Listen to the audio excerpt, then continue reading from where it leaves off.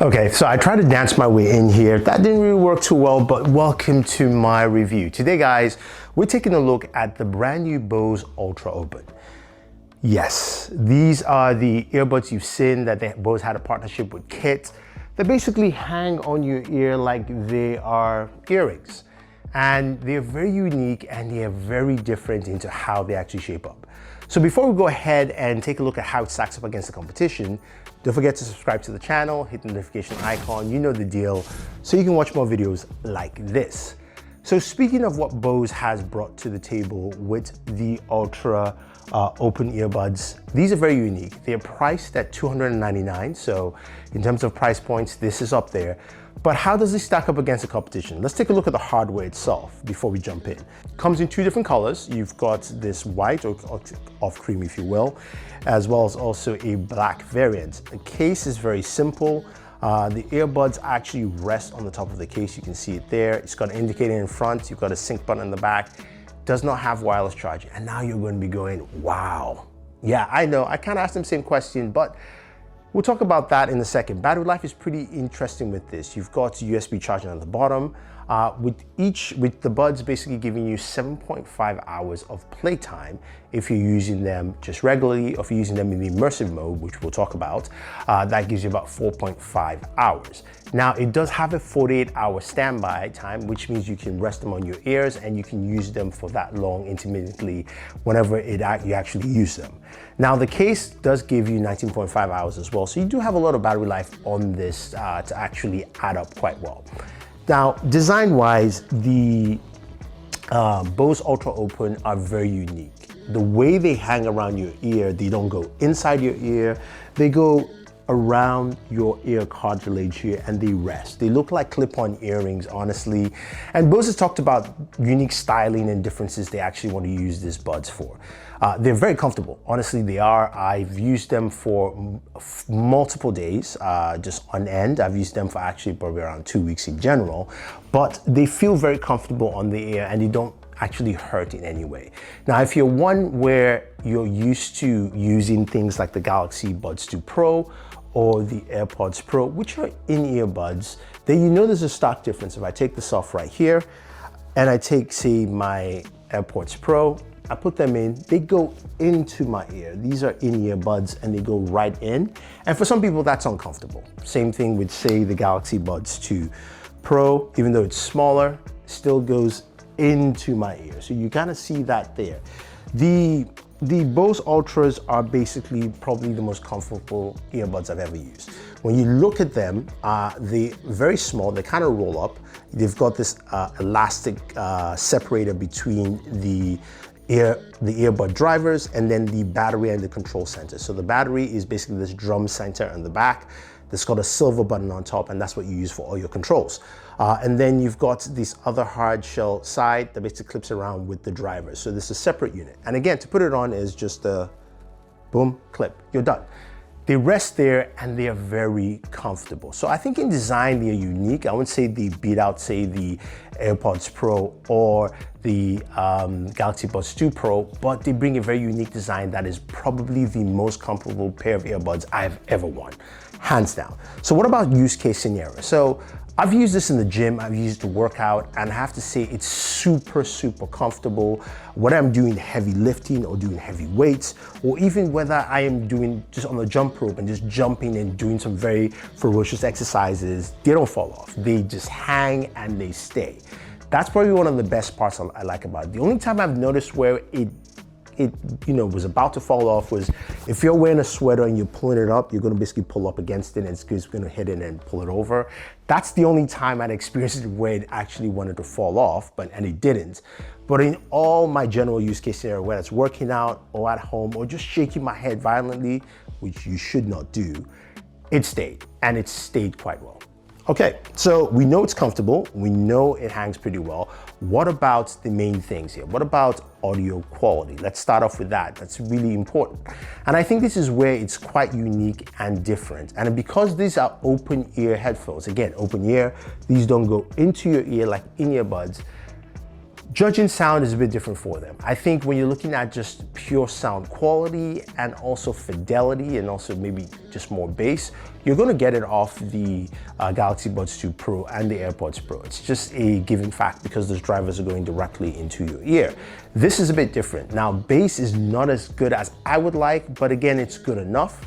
And you can mess around with some of the audio settings with the app itself.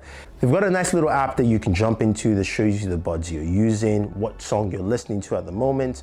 And when you go in, you see, of course, your battery indicator for both. You have your sources, if you have different sources of music. You've got your modes, stereo and immersive. Stereo is your standard, and of course immersive is basically spatial audio tracking.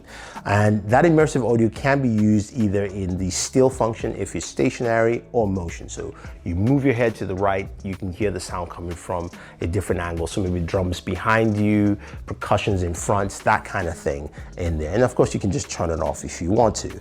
Then you also have your EQs, which you can customize, which I have done to increase the audio fidelity for me using them. And then you have shortcuts and tips. So it's a very simple and straightforward app in that scenario. And why I brought that up is because you can go into those EQs and you can customize a bit more in there to give you a better audio feel. Does it beat out the other two? No.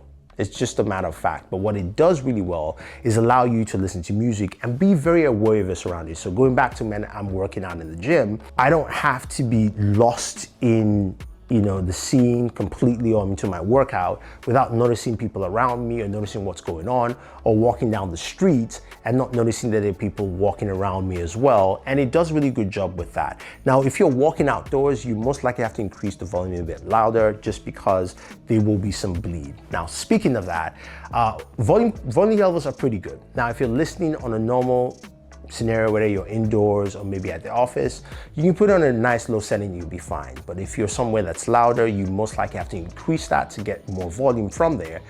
The one thing I'll mention is that once you do that, it starts to bleed out so people will hear what you're listening to, whether it's a music or a podcast or anything of that scenario. Now, you're gonna ask the next question, what about the microphones? How good are they for voice calls? They've been impressive. They've been absolutely impressive. I've used it to have calls with different friends. On most scenarios, they have worked excellently. I only had one call the other day, which just didn't work out well. People thought I sounded far away. And once I went ahead and did a software update, they actually fixed the issue there. So I would just mention that I had one scenario where it just didn't work out well, but my full time using it, the microphones worked really well. My conversations were really solid. Now, extras, right? Now, the big extra here is, of course, immersive audio, being able to track in spatial audio your motion and what you're listening to. And that works well with songs that support that effectively. It does try to do that with songs that really don't, and it's not bad. I think it's better on still than motion when it comes to songs that don't really have spatial audio. But those that do, they work really well, and it's really great, especially with this open ear environment, because you could be listening to someone and then, of course, you're listening to music and it feels like it's coming from one direction or the other. It kind of makes sense with that. Now, when you kind of compare it to the other earbuds, you're going, okay, those give me active noise cancellation. This does not. It doesn't have active noise cancellation because they're open ear. And then you can also talk about the fact they do have wireless charging. Why should I pick up the Bose Ultra Open earbuds? I think for me, one of the best benefits that I have experienced using them is the fact that I'm able to actually have conversations and also just tune down the music, tune it up to the level that I want to.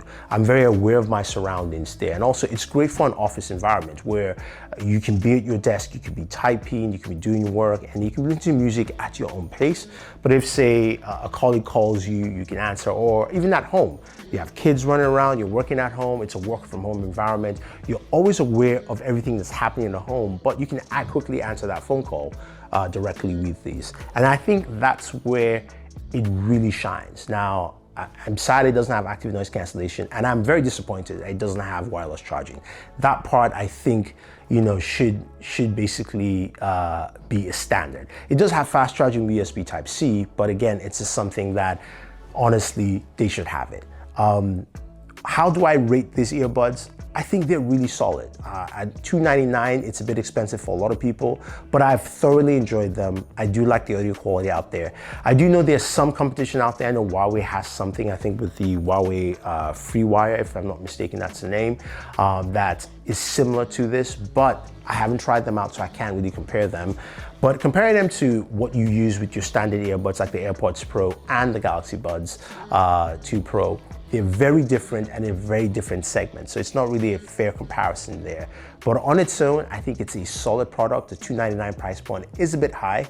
I would have liked something closer to $200 instead of $299. But if you're looking for something like this, I think they're awesome. And I want to see more colors from Bose, whether it's gold, something that's more accessorized, but I honestly use them all the time. I've been using them for all the videos I've been doing this last couple of weeks. I have to take them off, of course, for the videos, but hopefully you enjoyed this. Hopefully you enjoyed the bloopers in this video, if there are any.